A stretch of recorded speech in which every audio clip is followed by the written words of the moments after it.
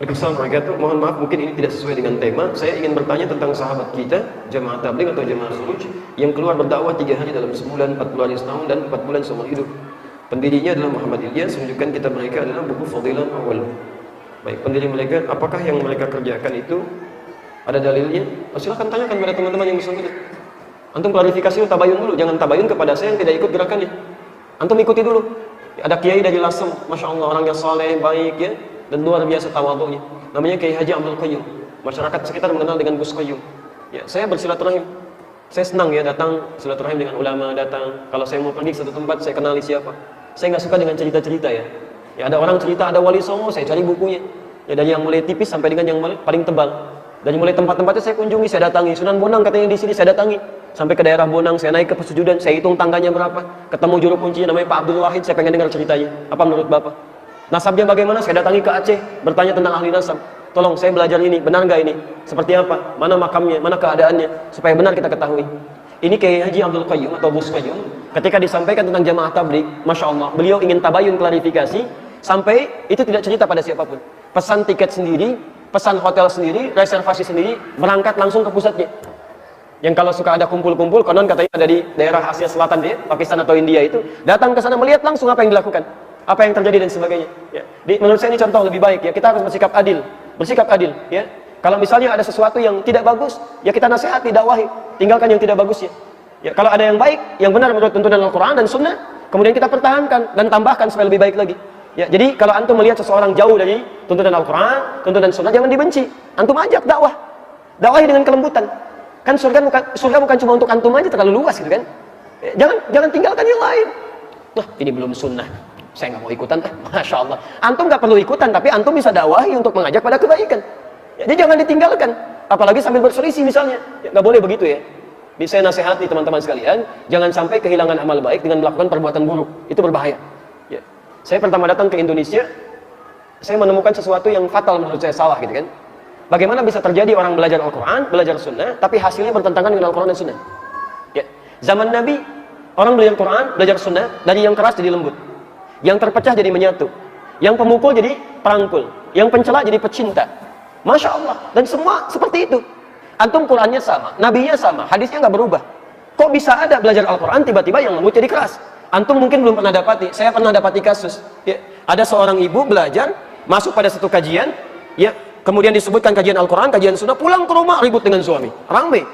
Sampai bahkan hampir tiba ke perceraian, sampai mengatakan kalimat yang Masya Allah, lebih baik menikah, ya, mendapatkan pasangan dengan laki-laki Sunnah daripada menikah dengan suami bid'ah. Masya Allah. Padahal sudah 30 tahun berumah tangga. Ya, dia belum paham dalam situasi seperti ini. Mari bijak dengan berdakwah dalam kebaikan. Lihat kondisinya, kan aneh itu kan, belajar Quran, belajar Sunnah, tapi melanggar ketentuan itu. Ya, bijak dengan lembut.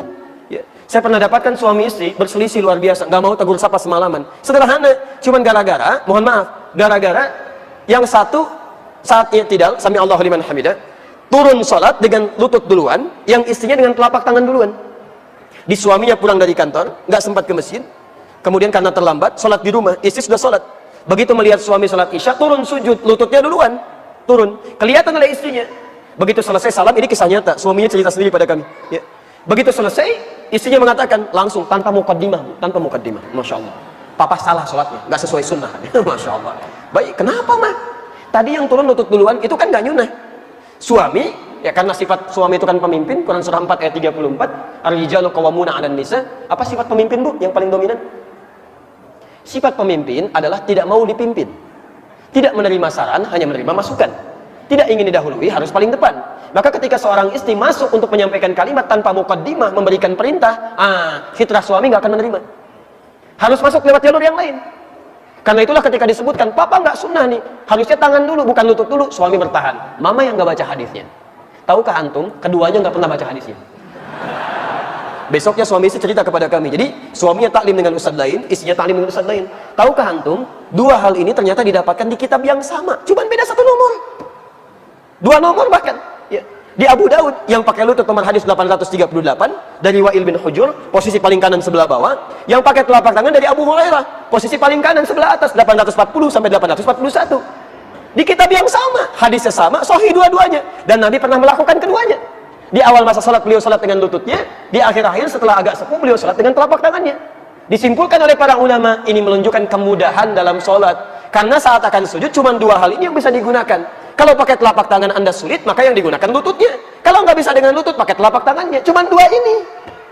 Kalau nggak dengan keduanya, mau pakai apa? Dipakai lutut benar, pakai telapak tangan benar. Yang salah yang pakai kepala duluan. Belum apa-apa, sudah rame. Ini poinnya. Ya, ini satu waktu kita bahas di keluarga ya. Kadang dalam keluarga itu unik Pak. Ada aja sesuatu yang kalau kita nggak belajar tuntunannya dalam Al-Quran ataupun Sunnah, itu repot. Ya.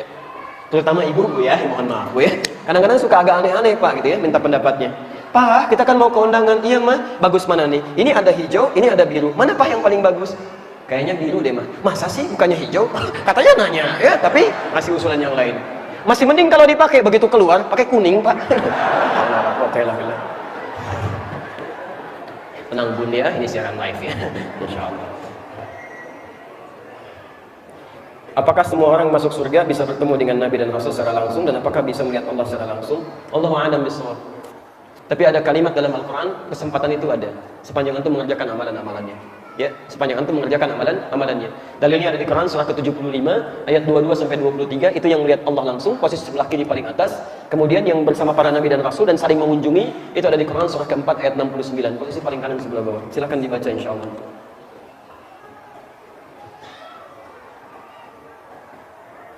Waalaikumsalam warahmatullahi wabarakatuh. Ustaz, bagaimana hukumnya apabila menikah tanpa wali dari ayah kandungnya karena ayahnya sudah meninggalkan dia sejak kecil tapi masih ada sampai sekarang, cuman tidak mau untuk menjadi wali? Apakah diperbolehkan dengan wali hakim? Tapi boleh, iya. Dan fungsinya bukan cuma saat menikahkan, tapi sampai memberikan solusi kalau ada persoalan di rumah tangga. Dalilnya untuk perempuan ini ada di Quran surah kedua ayat 221, posisi paling kanan sebelah atas. Kemudian kalau ada persoalan, wali bertindak di Quran surah keempat An-Nisa ayat 35, posisi paling kiri di pertengahan. Saya bacakan ayatnya. Wala tankihul musyrikati hatta yu'minna. Jangan sampai ada laki-laki menikahi perempuan musyrik sampai dia mau beriman. Wala amatun mu'minatun khairun min musyrikatin walau a'jabatkum. Lebih baik Anda menikahi seorang perempuan muslimah yang wajahnya biasa-biasa tapi beriman dibandingkan perempuan cantik yang memukau tapi musyrik. Antum pilih mana? Menikah dengan perempuan musyrik tapi cantik, atau perempuan beriman tapi wajahnya biasa saja? Pilih mana? Lebih baik yang cantik beriman gitu kan? Kalau pilihan seperti tadi. Tapi kalau pilihan seperti Quran sampaikan, nggak ada pilihan kecuali yang beriman. Nah, cuma persoalannya kalau perempuan dia nggak bisa milih. Maksud nggak bisa milih ini, dia nggak bisa menikah dengan sendirinya. Mesti ada yang menikahkan supaya bisa melindungi dia dalam kehidupannya. Ya, karena sifat perempuan kadang-kadang butuh perlindungan yang lebih dibandingkan dengan laki-laki. Baik teman-teman, maka kalimatnya berubah. Wala tunkihul musyrikin hatta yu'minu. Jangan pernah nikahkan anak perempuan Anda dengan laki-laki musyrik sampai dia mau beriman. Jangan pernah nikahkan. Dari redaksi ini kata para ulama disepakati bahwa harus ada fungsi wali bagi perempuan ketika dia mau menikah. Siapa wali ini? Adalah kerabat terdekat. Pertama dari ayahandanya yang mengandung, yang menjadi wali atau wali rahimnya, ya, ayah biologisnya. Kalau masih ada, ya, atau masih ada, dia punya kesanggupan. Tapi kalau sifat kesanggupannya istita'ah hilang dari dirinya, misal ayahnya masih ada, tapi nggak sanggup untuk menikahkan karena saking harunya misalnya, ya, sampai mengucapkan kalimat ijab dan qabul misal, ya, bisa jadi keliru. Ya, misal bapaknya Rahmat yang akan dinikahkan Asep misalnya kan, saking kelirunya, ya, Ananda Asep, bapak nikahkan Ananda dengan anak Asep, ada Rahmat gitu kan. Siti anaknya Rahmat, keluar lagi saking harunya misalnya, bisa keliru atau tidak baik dalam ungkapannya, maka dia boleh mewakilkan kepada wali yang lainnya. Siapa wali yang lainnya? Bisa kerabat terdekat yang lain, bisa paman, bisa kakak laki-laki yang kandung, atau wali hakim yang bisa dijadikan sebagai bagian dari, ya, pembantu untuk bisa menikahkannya. Bisa misalnya, mohon maaf, ya, guru daripada ayah, ya. Bisa misalnya, mohon maaf, dari wali hakim petugas tertentu, itu sah, boleh dilakukan, ya. Nah, ini kasusnya yang seperti ini, itu boleh. Jadi kalau sifatnya sudah masuk kepada waktu pernikahannya, kemudian ayahnya merasa tidak mau, ada tanggung jawab dari sejak kecilnya, sudah meninggalkannya, dan ayahnya berdosa dengan itu, sepanjang dia tidak mau bertobat kepada Allah Subhanahu wa Ta'ala. Saya berdoa kepada Allah supaya ayahnya dilembutkan hatinya, mau kembali kepada ketentuan Allah, dan bisa merajut kebaikan-kebaikan dalam keluarga yang tadi. Jadi hukumnya boleh, silahkan ambil wali yang lain sebagai wali hakim, dan dia tolong pilih wali hakim yang baik, yang bisa memberikan dukungan-dukungan dan saran-saran kebaikan dalam hidup. Teman-teman yang ikhwan, mohon ingat kata-kata ini ya. Wali itu tugasnya bukan hanya menikahkan, tapi menjadi tempat untuk berkonsultasi ketika ada persoalan rumah tangga didapati. Bahkan ketika ada suasana yang luar biasa kerasnya, sampai dimungkinkan terjadi perceraian, maka wali ini yang dijadikan rujukan untuk konsultasi. Ya, lihat, wa in khiftum shiqaqa bainihima fab'athu hakaman min ahli wa hakaman min ahliha.